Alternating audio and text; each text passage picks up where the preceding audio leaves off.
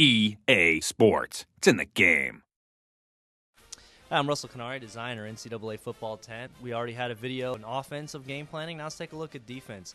Again, it's another one where all of these options really do have kind of a big impact on your gameplay, whether it be penalties or turnovers or how your coverages play. So I'm gonna kind of go walk through each one of these. First off, I'm sure a lot of you guys get in here and just instantly set everything to aggressive, and I kind of gotta say that may not work well for you the entire game. First on the list is big hits. So what that is when you have it set to aggressive, your defenders are always going to try and lay the big hits down. What's that going to help you do is it's going to help you cause more fumbles. It's going to help you fatigue the other team more. But what'll happen is your guys will miss more tackles. So they'll actually you'll be giving up more broken tackles. So again, it's all up to you and what you want to do. And you have the flip side of the coin with the sure tackling. You won't get any big hits, so you're not going to get that real jarring hits, that knock the ball out or really wear the defense down. But you're really not going to miss as many tackles either. So if you're just looking to kind of keep them in front of you, make the sure tackle, that's the way to go.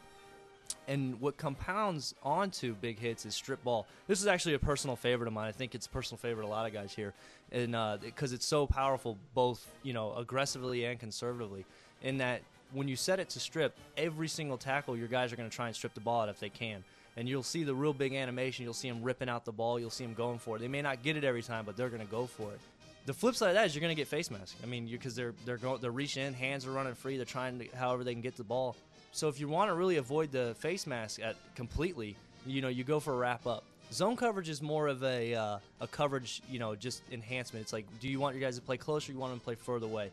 There is a risk involved with playing, real tight zones and moving your coverage up, and that you have a higher chance to get beat deep, because, the safeties start walking up corners. Every single zone coverage is affected by this. So if you want a real tight cover 2, a real tight cover 3, get aggressive. But, if you got a big lead, you want to give up the cushion, you can get into a loose zone.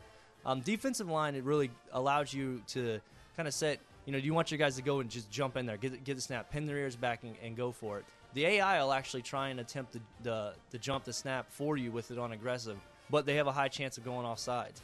So if you're trying to avoid penalties, again, we give you the option to go in there and set it the other way and go conservative. Pass defense is a really powerful one in that you can kind of anticipate if you really want to go for the turnover, but your guys are going to miss. They're going to miss the ball. They're going to underplay it. They're going to overplay it, and they're going to give up catches. But it's it's real rewarding when you get that pick.